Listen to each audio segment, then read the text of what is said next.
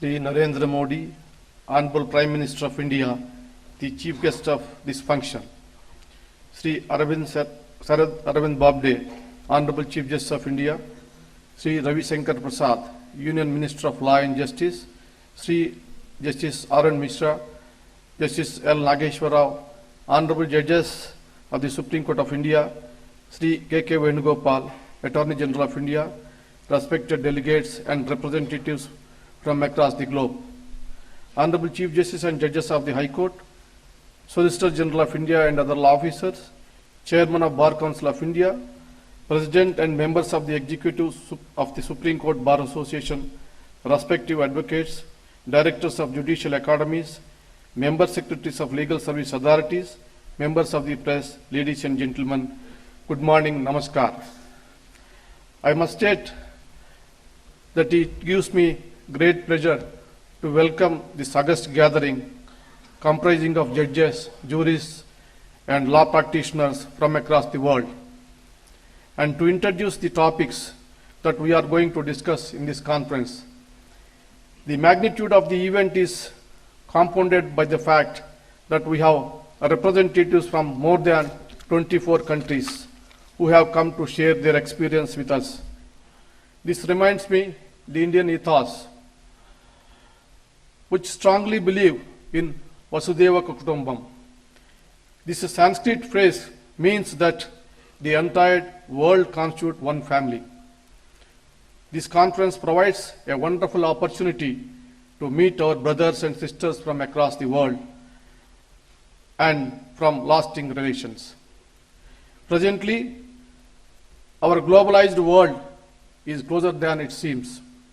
Issues are common and solutions need to be unanimous. Major issues which are plaguing the world, including the Indian subcontinent, are terrorism, cyber crimes, environmental degradation, and health. For example, this is one of the main issues which has affected every part of the world and has no end in sight. The judiciary needs to appropriately respond to this problem by evolving innovative principles and jurisprudence so that terrorism is kept at bay, while at the same time upholding the rule of law. More importantly, globalization demands rule of law. With the increase in cross-border dealings, movements of citizens, goods and investment, there is a requirement of stronger trust between nations. This trust can be built by creating institutions with strong emphasis on the rule of law, which creates a secure environment. India has contributed to the evolution of jurisprudence in many areas, and our judgments have been cited with acceptance overwhelmingly by other jurisdictions such as the United Kingdom, Australia, Singapore, Bangladesh, and other countries in the Asian continent. A special mention needs to be made of Justice Michael Kirby, who had studied Indian jurisprudence and has cited our judgments in umpteen number of Australian High Court judgments. Indian legal system is based on the separation of powers, independence of the judiciary, and constitutional courts with wide jurisdiction. We have a constitution which enumerates fundamental rights and duties. This constitution has been expounded by the Supreme Court in terms of the constitutional morality to make it relevant from time to time. The decision rendered by the courts in India certainly reflects the strong democratic culture prevalent in India. In our country, there is a free statutory legal aid program which covers almost 75% of the Indian population. This year, we are celebrating 25 years of the successfully providing legal aid to the poor. Another important feature is that there are nearly 64,000 panel lawyers and around 69,000 paralegal volunteers who are regularly rendering legal aid and conducting legal awareness programs. Coming to the specific topics chosen for the various sessions, it can be seen that they have international ramifications. I hope that some ideas for solutions evolve through a discussion based on the experience and expertise of the esteemed participants from different jurisdictions. The first topic, the role of judiciary in maintaining a gender-just world. The gravity of this topic stems from the fact that women constitute half the world's population, perform nearly two-thirds of work hours, receive one-tenth of the world's income, and own less than 0.01% of the world's property. Most nations have recognized equality and dignity of women, whether under the Constitution or otherwise. We have all realized that merely having a lofty declarations in law would not satisfy the requirement to uplift women who are discriminated day in and day out. There is sufficient scope for the judiciary to proactively ensure a gender-just world. In this context, we should realize that there cannot be any compromise in gender equality. The second session concerned the topic, Role of Judiciary Against Populism. Rule of law is the strongest tool which protects plurality. This urges judicial readiness to intervene, but only when necessary to correct or prevent a problem what will likely to not be resolved. This topic assumes fundamental importance because populist decisions affect the constitutional rights, and more often than not, rights of one group are pitted against the rights of or interests of the other group. Hence, courts have to rise to the occasion and guard constitutional values, at the same time balance all constitutional considerations.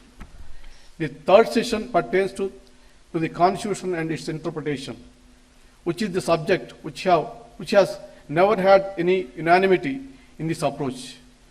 Internationally, a facet of constitutional interpretation has been brought to the forefront by judges like Lord Denning, Justice Marshall, Breyer, Rajendra Gadkar, Hidayatullah, Vivian Bose, and Justice Koka Subbarao. India's most prominent contribution to this debate is the evolution of the doctrine of basic structure in the celebrated case of Kesavananda Bharati versus State of Kerala. This doctrine evolved from the fact that a constitution is not merely a document laying down the grand norm. Rather, it is a process which binds generations after generation to certain promises we made ourselves, while normatively imagining what our country would be. In this context, this subject requires deeper consideration based on the differing experiences of the judicial minds from across the continents and how they have dealt with the question. The fourth session concerns the topic, the role of judiciary in environmental protection and sustainable development. This topic reminds me of Mahatma Gandhi, who observed that, I quote, the future depends on what we do in the present, unquote. This issue has been a point of discussion since the beginning of this century and continue to be a main focus within global politics. The threat of environmental degradation is not mere hypocrisy or hysteria. It is real, and we are suffering the consequences of the same every day. Recently, we have witnessed earth-shattering environmental crises such as forest fires, depletion of ozone layer, climate change, increasing sea levels, etc. We must all realize these efforts are not only for the present generation, but also are a noble task to create a safe and sound environment for future generations. The fifth and final session of the conference, titled The Role of Judiciary in Protecting Privacy of Citizens in the Internet Age, is a fitting finale to this international conference, as it directly confronts an issue that concerns global citizenry pertaining to the changing geological landscape. As individuals are provided the services over the internet by international entities, there is a need to create a jurisprudence that molds together both international and national concerns. Therefore, this topic is extremely well suited to a broad-based cross-jurisdictional discussion such as the present, and it would be illuminating to hear your concerned inputs on this age right. Before I end, I am reminded Martin Luther King, who observed that, I quote, "If we are to have peace on earth, our loyalties must transcend our race, our tribe, our class, and our nation. And this means we must develop a world perspective," unquote. With these few words, I would like to conclude by encouraging all of you to actively take part in the sessions and forthcoming in the discussions. I hope that these 2 days are enlightening, stimulating, and would go a long way in breaking barriers, making lifelong friends, and creating long-lasting memories. Thank you.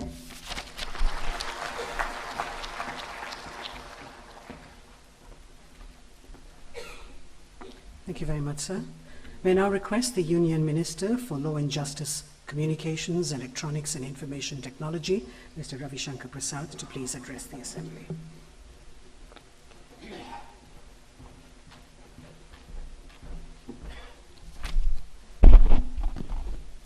Honorable the Prime Minister of India, forgive a little sore throat, ladies and gentlemen. Honorable the Chief Justice of India, Mr. Bobde, distinguished judges of Supreme Court, Attorney General, Solicitor General, law officers, Honorable judges of Supreme Court, Chief Justice of High Court, judges, and distinguished delegates from abroad. Welcome to India, where we are proud of our heritage, where we celebrate our diversity, where we are committed that the only way of growth and development is democracy, where people have the right to elect their leaders. And above all, our abiding commitment to the rule of law and in the glorious identity of an independent judiciary. That is what our primary constitutional value is about. The last 70 years of our journey after becoming independent is a glorious journey where, in spite of many challenges, we have sought to keep our democratic commitment in focus, respected the challenges and the resolution which the judiciary gave and the country accepted. If we see the last 70 years of the march of India, all the issues, complicated challenges which could arise anywhere in the world, India has to face, of race, of religion, of language, of caste, of community and region. They were challenging times. While the polity responded, the Supreme Court, the shining beacon of our judicial system, came with judicial resolutions and the country accepted. That has been the great march of our democracy, which we celebrate. Therefore, rule of law, which we are going to talk about, in my very considered view, contains two elements.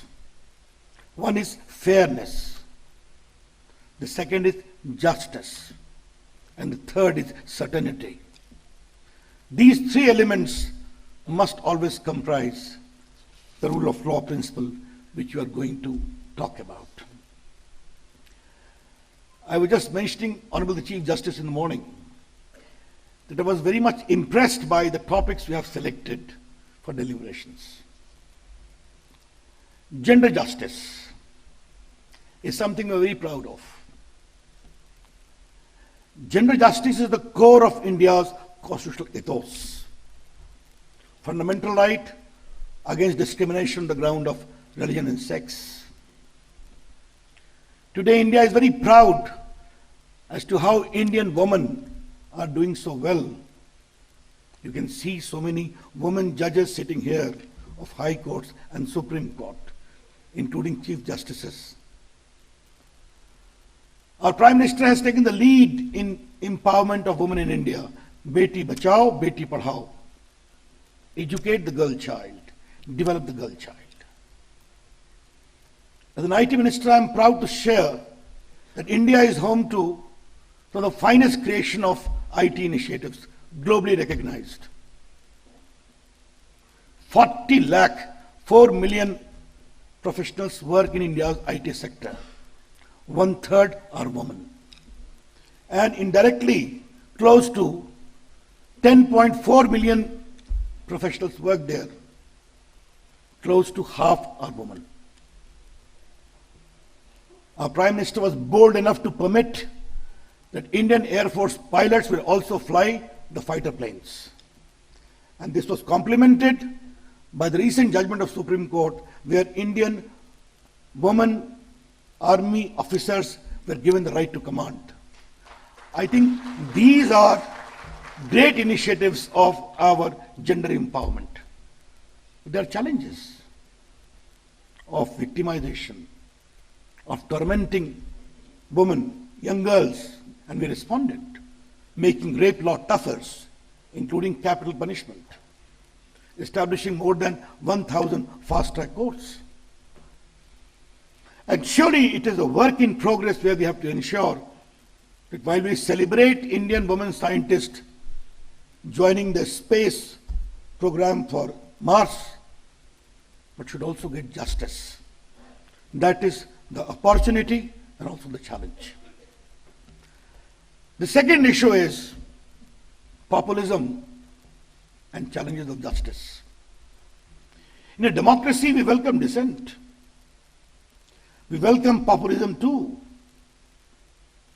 We have a problem also when populism impinges upon well-settled constitutional principles. And populism also becomes a problem when those who have been rejected in the popular mandate becomes the biggest flag bearers of populism. In our constitutional scheme, ladies and gentlemen, it's very clear that government must be left to those elected by people of India to govern. And obviously, they have to be accountable to the parliament, in many ways to judicial decisions, and also to the people after elections. But what is challenging is that now populism is seeking to have greater accountability as to what kind of judgment there should be. I'm a great supporter of social media, of freedom. I know it is empowering, but this is a dangerous trend. Judges must be left completely independent to give judgment as to what they think is the correct mode in accordance with the rule of law. But this sinister trend of late developing globally is also in our country, that some people start campaigning as to what kind of judgment they expect. And the judgment is not in accord with that, and unleashing all the forces of criticism. Criticizing the judiciary, I always appreciate of the judgment. But some kind of norm has to be maintained if our rule of law has to acquire continued resonance. Privacy, as Justice Ramana just stated, has been held to be a fundamental right, and we appreciate that. Supreme Court judgment has become a beacon globally. Wonderful judgment being talked about. We're very proud. The right to privacy flows from Article 21, the right to life and the right to live with dignity. And our courts have also stated that terrorists and corrupt have no right to privacy, because the right to privacy has acquired critical proportion in the wake of digital landscape expanding globally. This is the age of information, information is power. This is the age of communication, communication is power. And we in India, ladies and gentlemen, to my foreign delegates, I want to give one statistics. India's population 1.3 billion, mobile phone 1.21 billion, and the digital identity card Aadhaar to supplement your physical identity 1.25 billion. So we Indians only talk in billions, but obviously it is giving rise to a lot of data. Data is important. We need to have a proper balance, and the balance is we accord constitutional sanction to the right of privacy, but we should not kill innovation. We should not kill application of new technology. Our courts have recognized that exception. India today has become the third biggest startup ecosystem in the world. And Mr. Venugopal was talking about the challenges of poverty. How we are tackling technology to alleviate poverty. I want to give you only one number. Under the leadership of the Prime Minister, we are sending welfare measures directly to the bank account of the poor so that there is no leakage. We opened 370 million bank account of the poor. And in 429 government welfare schemes, we have sent 129 billion US dollars, 9.22 lakh crore in the last 5 years, directly to the bank account. And how much we have saved? 1.70 lakh crore, 23.8 billion US dollar, which used to be pocketed by middlemen and fictitious claimants. And the third number is all the more hilarious. We have removed 8 crore, 80 million fake beneficiaries.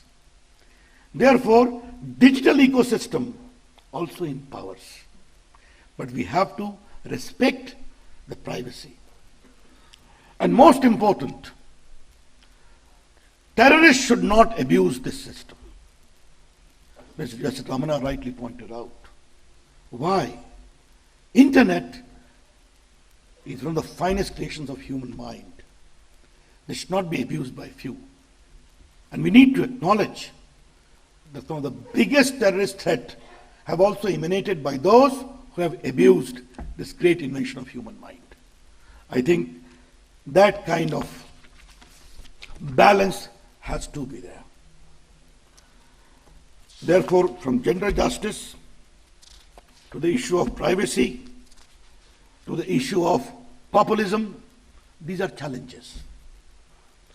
I don't want to further deliberate as to how we are meeting these challenges by changes of law, by trying to make India a big hub of arbitration, by promoting commercial court movement for trade, addressing the good sense of ease of doing business, and also promoting alternative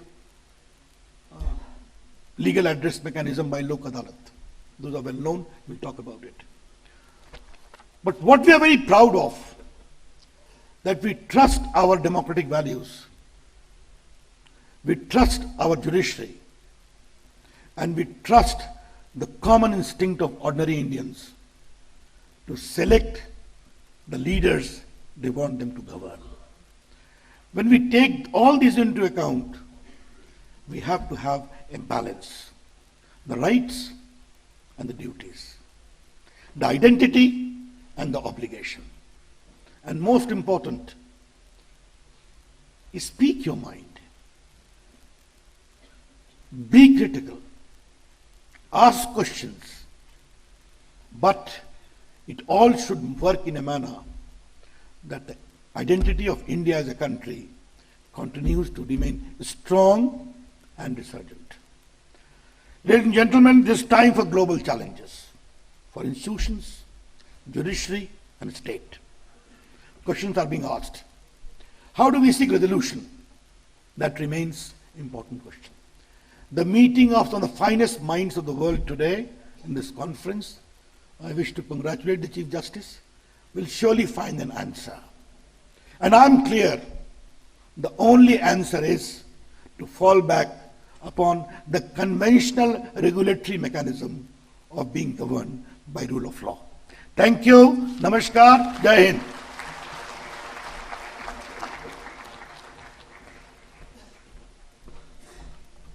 Thank you, sir.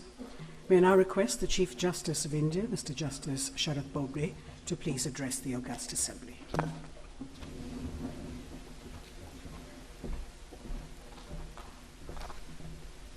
Good morning to you all. Shri Narendra Modi, the Honorable Prime Minister of India, Shri Ravi Shankar Prasad, the Honorable Union Minister for Law and Justice,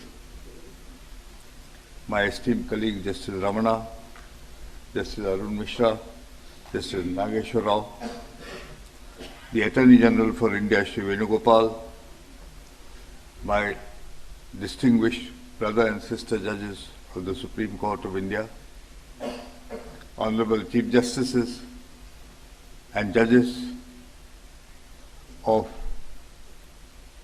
the many countries, Chief Justices and judges of the High Courts, the Solicitor General, the Chairman Bar Council, the SCBA President, the SCORA President, senior advocates, and there is a large section of academics, all of them, the directors of the academies, the vice chancellors, members of the press, the Secretary General, ladies and gentlemen. It is my proud privilege to welcome you all to the first ever international conference hosted by India under the aegis of the Supreme Court of India. I extend my gratitude to the Prime Minister Narendra Modi for having accepted our invitation to grace this event.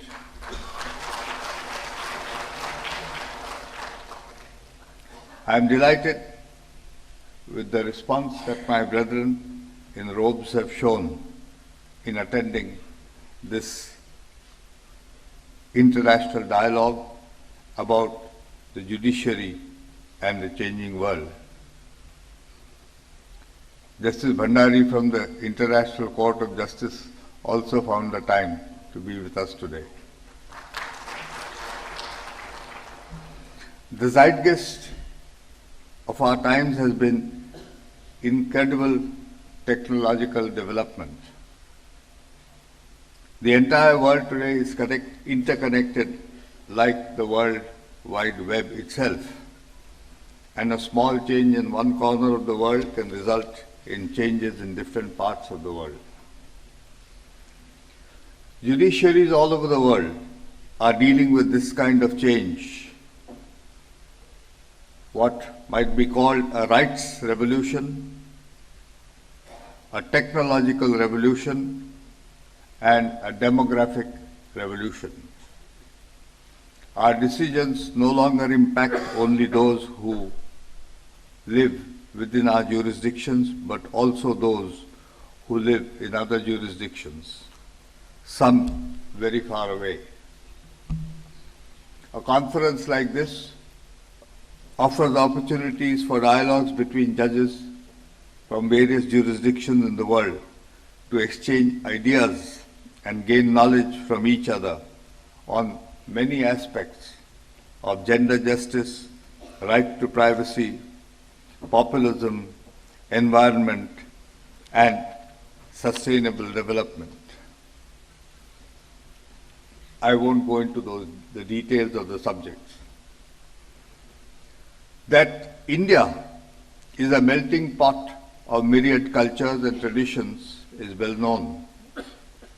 This is equally true of its judicial system and institutions. We have assimilated legal cultures of all civilizations who have come to our shores.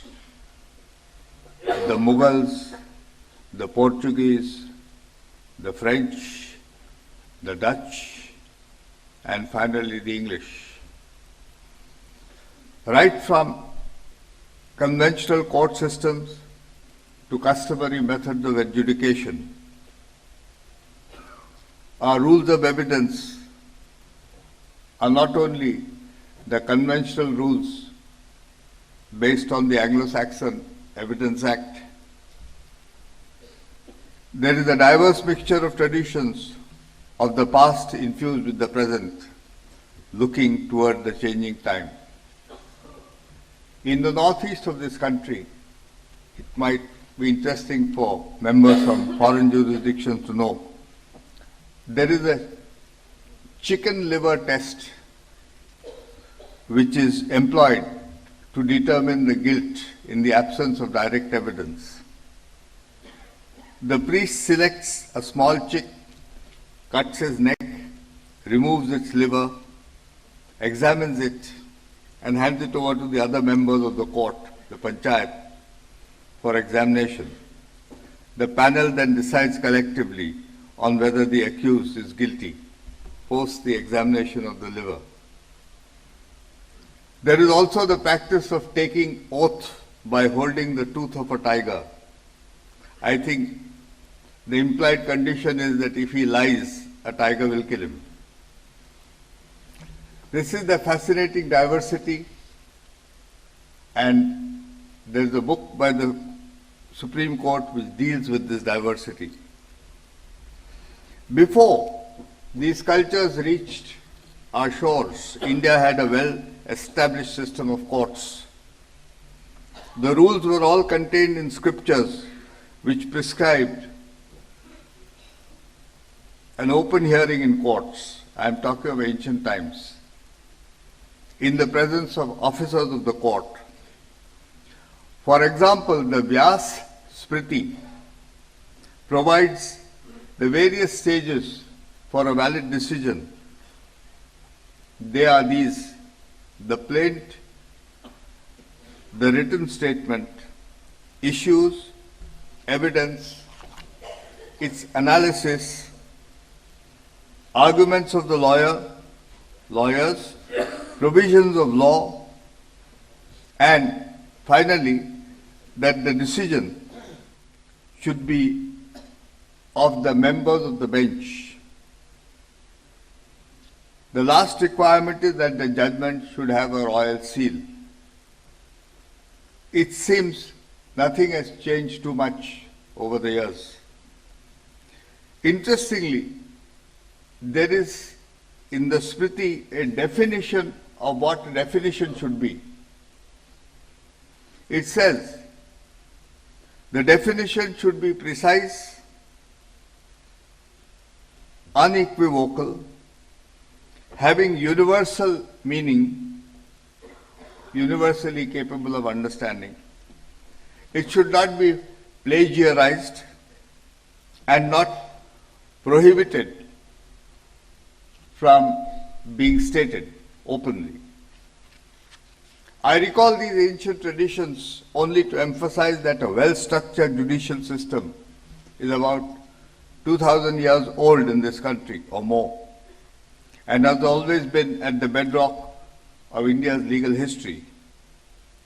Our Constitution is magnificent, not just for its detail, but also for the international inspiration that it drew and continues to draw. The Constitution makers embraced a famous saying from the Rig Veda, which is Ano Bhadraha Krutavo Yantu Vishwataha, which means let noble thoughts come to us from all universe.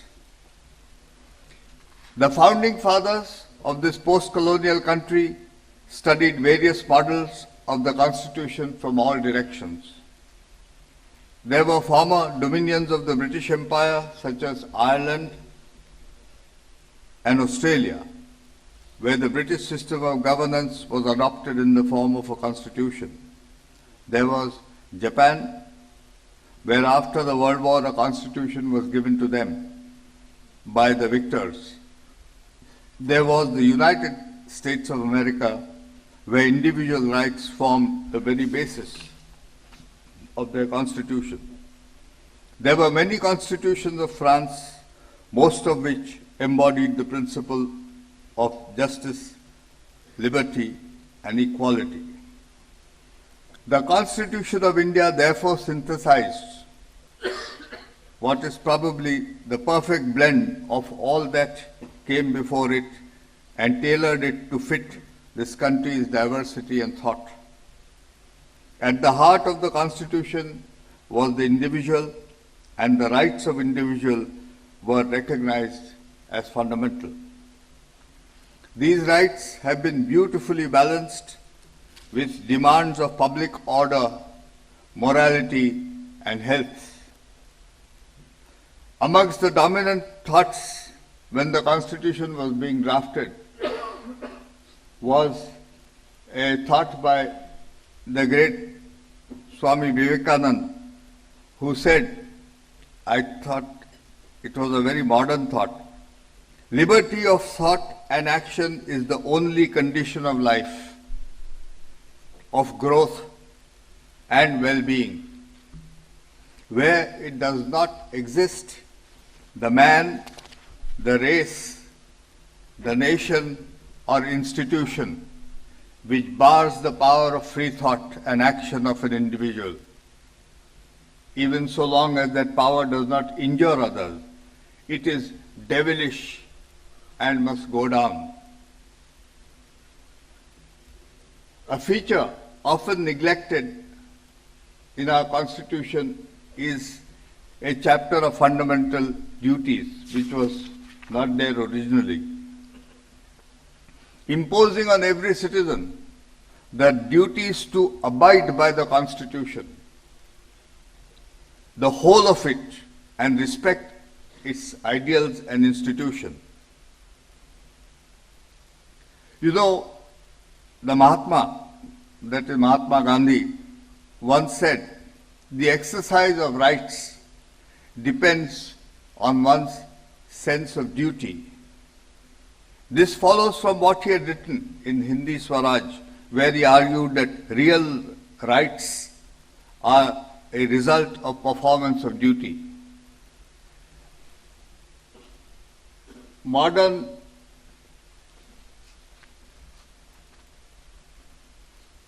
jurists might think that Gandhiji was obsessed with duties, but he thought that duties were all important. And there is a part where he said, a part of his talk where he says that if everybody performs his duty, all rights are taken care of.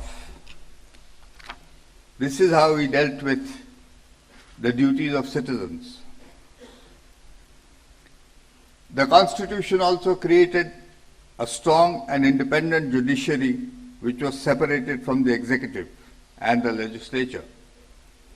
We have strived at every turn, not just as an institution, but also as a citizenry, to keep these basic ideals intact. Probably the most fundamental feature of most constitutions is the idea of the rule of law. And that is certainly the motto of the Indian Supreme Court, which says, where there is adherence to law, there is victory. Yato dharmas tato jayaha. After we gave the Constitution to ourselves, it fell upon this judiciary to interpret it.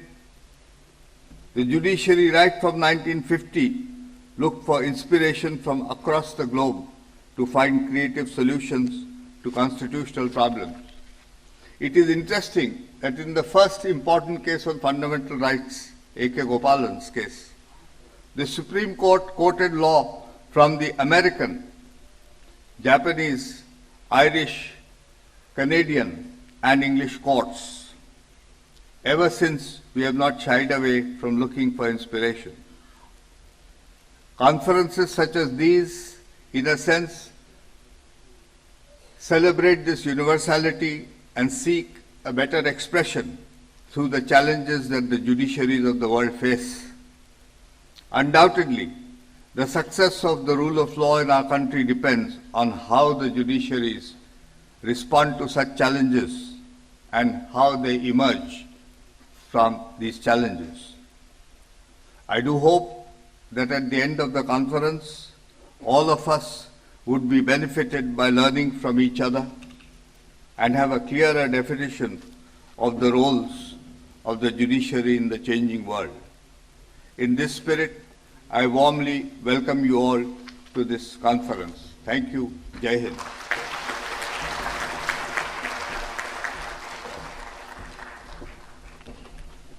Thank you very much, sir. May I now request our chief guest, the Honorable Prime Minister of India, Mr. Narendra Modi ji, to please share his thoughts with us.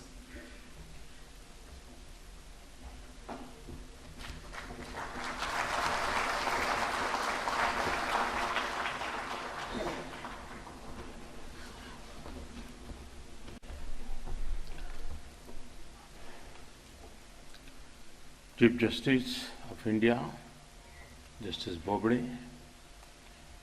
कानून मंत्री श्रीमान रविशंकर प्रसाद जी, मंच पर उपस्थित supreme court के न्यायाधीशगण,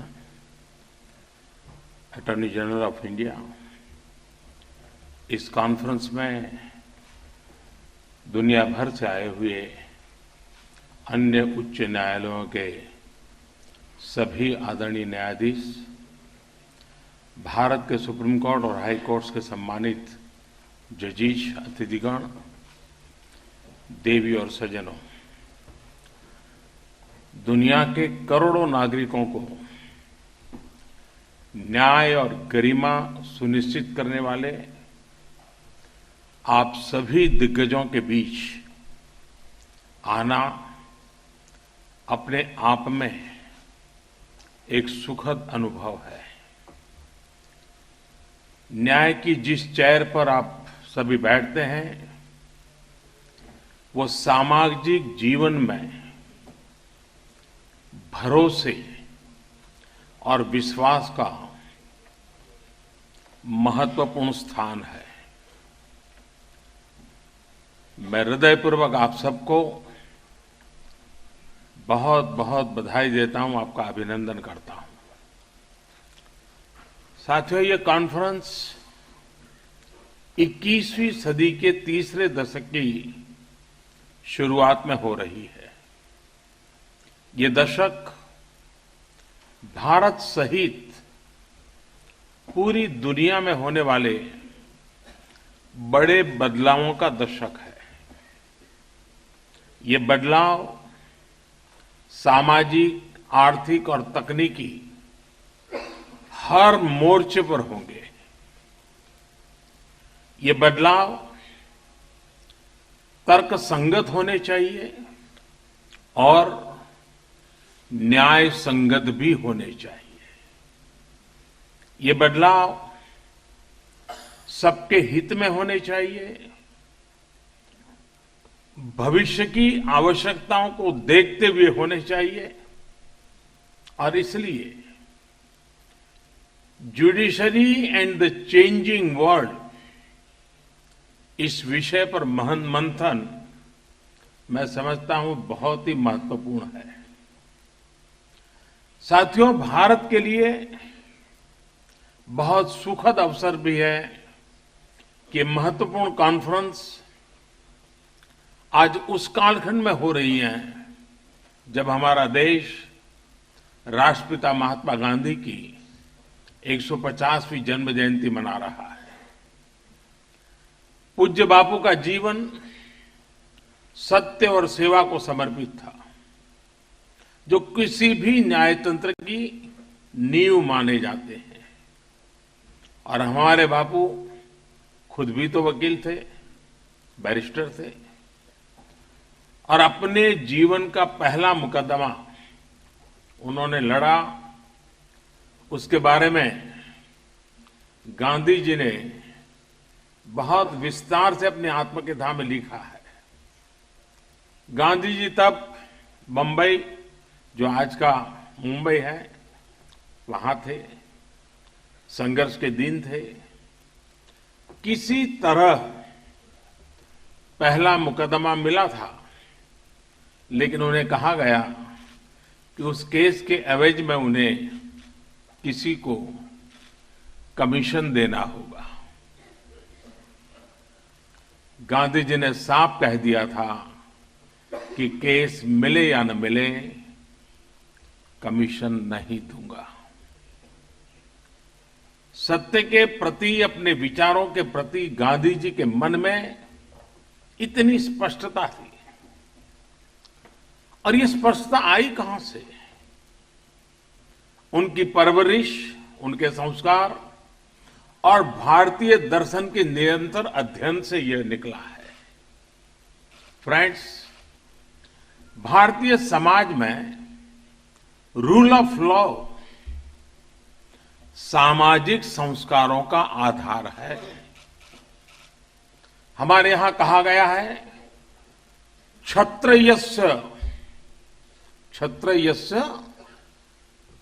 क्षत्रम यत धर्म, यानी law is the king of Kings, law is supreme. हजारों वर्षों से चले आ रहे ऐसे ही विचार एक बड़ी वजह है कि हर भारतीय की न्यायपालिका पर अगाध आस्था है। साथियों, हाल में कुछ ऐसे बड़े फैसले हुए हैं जिनको लेकर पूरी दुनिया में चर्चा थी। फैसले से पहले अनेक तरह की आशंकाएं व्यक्त की जा रही थी, लेकिन हुआ क्या? 130 करोड़ भारतवासियों ने न्यायपालिका द्वारा दिए गए इन फैसलों को पूरी सहमति के साथ स्वीकार किया। हजारों वर्षों से भारत न्याय के प्रति आस्था के इन्हीं मूल्यों को लेकर आगे बढ़ रहा है। यही हमारे संविधान की भी प्रेरणा बना है। पिछले वर्ष ही हमारे संविधान को 70 वर्ष पूरे हुए हैं।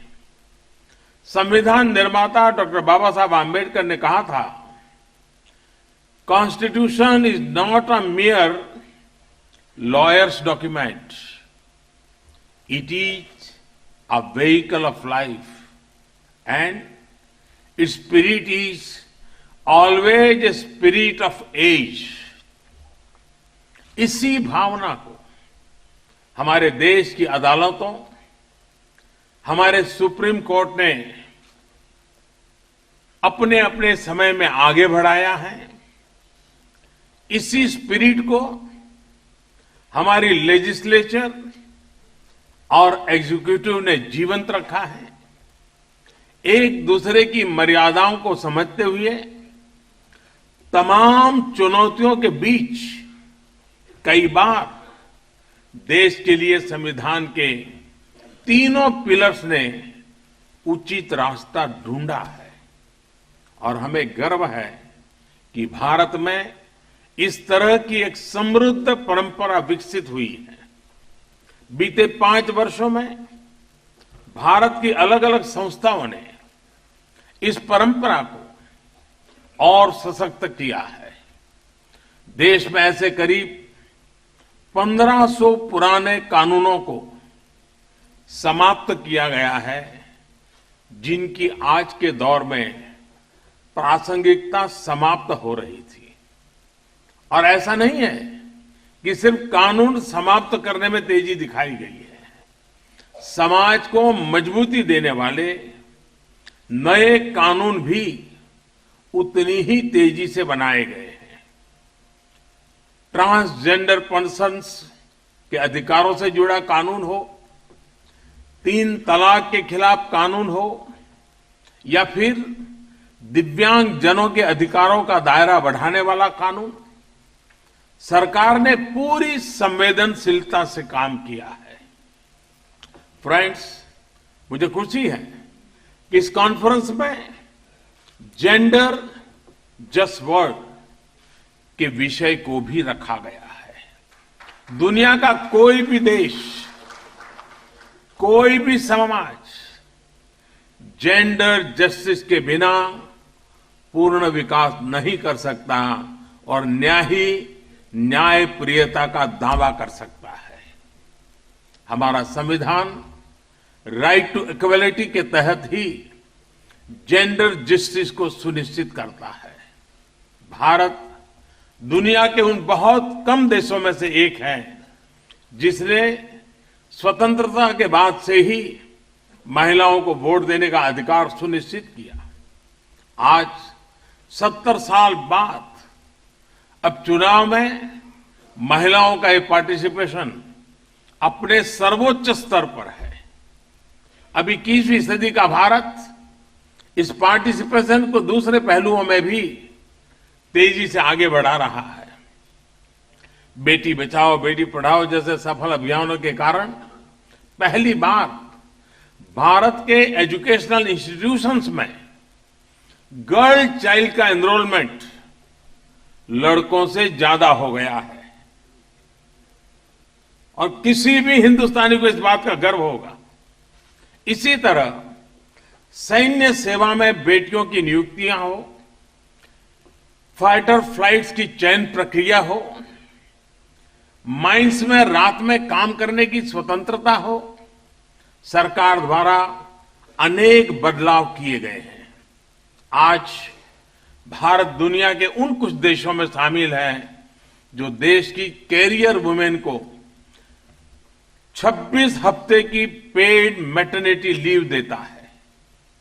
साथियों, परिवर्तन के इस दौर में भारत नई ऊंचाई भी हासिल कर रहा है, नई परिभाषाएं गढ़ रहा है और पुरानी अवधारणाओं में बदलाव भी कर रहा है। एक समय था जब कहा जाता था कि तेजी से विकास और पर्यावरण की रक्षा एक साथ होना संभव नहीं है। भारत ने इस अवधारणा को भी बदला है। आज जहां भारत तेजी से विकास कर रहा है, वहीं हमारा फॉरेस्ट कवर भी तेजी से एक्सपांड हो रहा है। 5-6 साल पहले भारत विश्व की 11वीं सबसे बड़ी अर्थव्यवस्था था। 5 साल पहले, 3-4 दिन पहले जो रिपोर्ट आई है उसके मुताबिक अब भारत विश्व की 5वीं सबसे बड़ी अर्थव्यवस्था है। यानी भारत ने यह करके दिखाया है कि इंफ्रास्ट्रक्चर निर्माण के साथ साथ एनवायरनमेंट को भी सुरक्षित रखा जा सकता है। साथियों, मैं आज इस अवसर पर भारत की न्यायपालिका का भी आभार व्यक्त करना चाहता हूं, जिसने विकास और पर्यावरण के बीच संतुलन की गंभीरता को समझा है, उसमें निरंतर मार्गदर्शन किया है। अनेक पब्लिक इंटरेस्ट लिटिगेशन पीआईएल्स की सुनवाई के दौरान सुप्रीम कोर्ट ने भी पर्यावरण से जुड़े मामलों को नए सिरे से परिभाषित किया है। साथियों, आपके सामने न्याय के साथ ही शीघ्र न्याय की भी चुनौती हमेशा ही रही है। इसका एक हद तक समाधान टेक्नोलॉजी के पास है। विशेष तौर पर कोर्ट के प्रोसीजरल मैनेजमेंट को लेकर इंटरनेट आधारित टेक्नोलॉजी से भारत के जस्टिस डिलीवरी सिस्टम को बहुत ही लाभ होगा। सरकार का भी प्रयास है कि देश की हर कोर्ट को e court integrated mission mode project से जोड़ा जाए। नेशनल जुडिशियल डाटा ग्रिड की स्थापना से भी कोर्ट की प्रक्रियाएं आसान बनेगी। आर्टिफिशियल इंटेलिजेंस और मानवीय विवेक का तालमेल भी भारत में न्यायिक प्रक्रियाओं को और गति देगा। भारत में भी न्यायालयों द्वारा इस पर मंथन किया जा सकता है कि किस क्षेत्र में, किस स्तर पर उन्हें आर्टिफिशियल इंटेलिजेंस की सहायता लेनी है।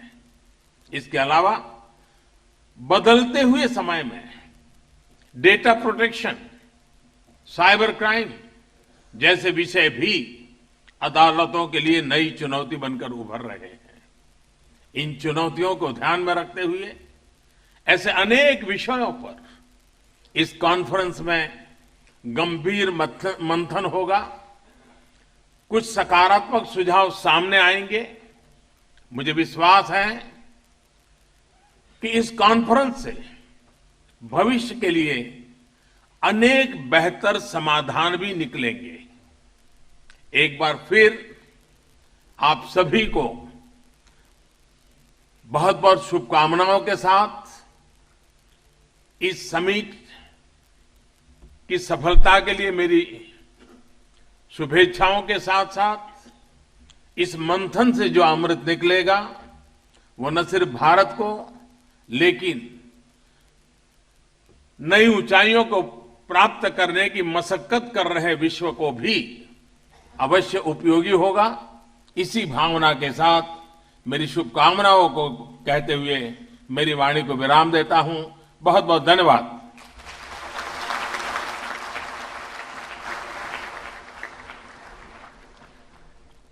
Thank you very much, Mr. Prime Minister, sir, for your stimulating address. In conclusion, may I request the Judge of the Supreme Court, Mr. Justice Arun Mishra, to please give the vote of thanks.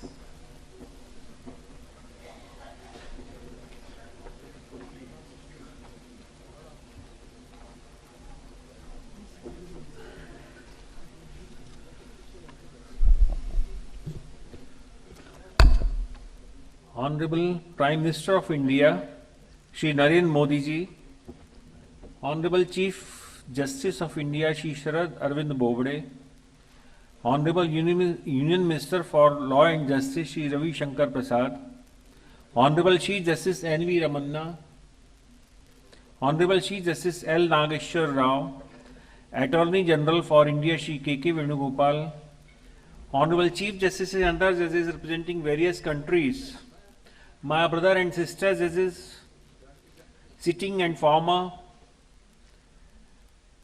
Chief Justices of the and Judges of the High Courts, Chairman Bar Council of India, learned members of the Bar, Vice Chancellor of the Universities, Secretaries Legal Services Authority, and all other dignitaries present here in the August gathering.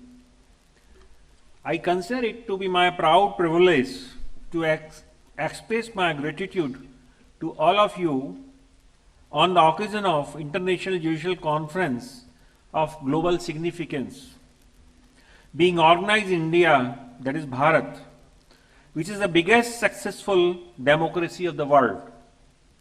People wonder how this democracy is so successfully functioning.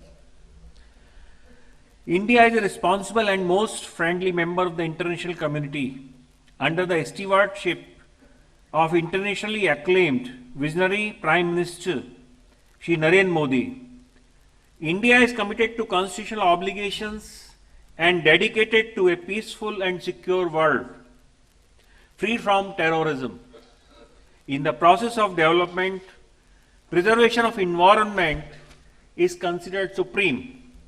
Indus Valley civilization, as told by Justice Ramanna, he has stolen my word, is a reflection of our long cherished philosophy of Vasudhaiva Kutumbakam. The whole world is one single family. Dignified human existence is our prime concern. We thank the versatile genius who thinks globally and acts locally, Shri Narendra Modi, for his inspiring speech, which would act as catalyst in initiating the deliberations and setting the agenda for the conference. We express our gratitude for inaugurating the conference to the Prime Minister. We have amongst us a lawyer and jurist in his own right, namely Ravi Shankar Prasad, Minister for Law and Justice, under whose dynamic leadership a large number of obsolete laws have been repealed. Now 1500 is the number as informed by Honorable Prime Minister. Now we are in 21st century. We are looking for modern infrastructure not only for the present but also for future. To strengthen the judicial system is the call of the day, as it is the backbone of a democracy. Whereas legislature is the heart and executive is the brain. All these three organs of the state have to work independently but in tandem to make the democracy successful, to visualize and effective implementation of the constitutional aspirations and its values. I have no words to indeed express gratitude to all the Chief Justices and the judges who have assembled here from 20 countries to make the conference a success. Your august presence indicates the importance of the event. Though at the international level our systems may differ, but the challenges faced by the judiciary at the national and global level are more or less common. The judiciary has a significant role in the ever-changing world. Jurisprudential development made so far are not the halting places but stepping stone. Myriad problems are being faced today. Your presence indicates that we are united in our steely resolve against the invasion of human rights and terrorism. Our togetherness will pave the way for global development and by evolving common standards. We look forward to share our views with you, all of you, and shall remain always indebted to all of you who are present here from various countries. I deeply thankful our Honorable Chief Justice of India for taking initiative of organizing the international conference for the benefit of all and for the development of judicial and legal values. I thank the organizing committee to choose the burning issues for deliberations in the conference in the wake of globalization which has come to stay. But there is growing concern among masses of being left out and deprived of its gain of globalization. The sense of injustice and inequality being created by the same looms large on us. It has to be taken care of by all of us alike by making a purposive interpretation of the Constitution in which we exist. It has to be taken care of by all of us alike before it becomes lethal like coronavirus. In the present era, technology and trade are the weapons of the war. No more war is necessary now. The judiciary is the protector and guardian of the grand norms of respective countries. Kingdoms are seen falling apart where judiciary has failed to contribute to effective governance. Common man reposes faith and trust in the judiciary which needs to be preserved. We are going to hear various eloquent speakers on contemporary subjects like environment and sustainable development, right to privacy, gender justice, and its spectrum and danger of populism. We have to transform that into action as told by the Prime Minister, the resolves. I thank the former judges who are present here, adorning the gathering for their inspiring presence and valuable contribution in laying the foundation in heydays of their life for making the Constitution vibrant, live organism, and for preserving the basic structure, expanding the ambit and scope of fundamental right. I thank you, all of you who are present here. I thank the Chief Justices of the High Court and judges all over the country who are the part of the present effective system. I am indeed grateful to the members of the independent and robust bar of India. Its role in the past, present and future is indubitably significant in devising the tools to meet global challenges. There is no denying the fact that bar is the mother of judiciary. And their intellectual and scholarly capacity advocates form elite class of the society.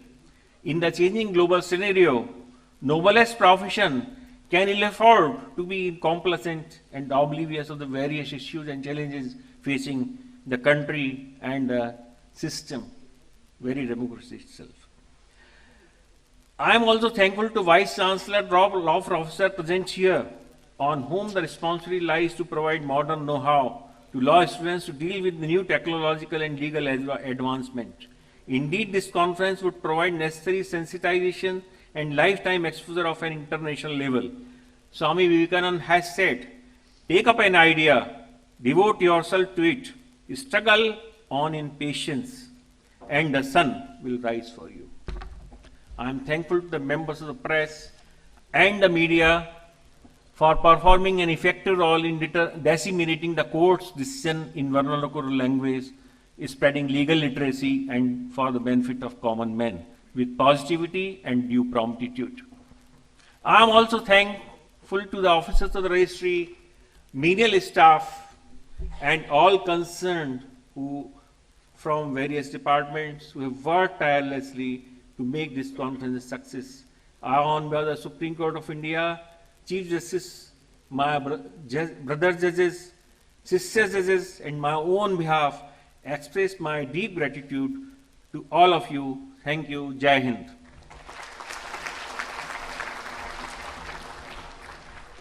Thank you very much, sir. Thank you, Mr. Prime Minister, sir, for inaugurating this international conference. May I request all of you, ladies and gentlemen, to remain in your places until the Honorable Prime Minister and other dignitaries have left the hall. International judicial conference 2020 का विधिवत उद्घाटन माननीय प्रधानमंत्री द्वारा हो गया है। Judiciary and the changing world के विषय पर अब 5 सत्रों में दुनिया भर से आए न्यायविद और कानूनविद अपने विचार साझा करेंगे।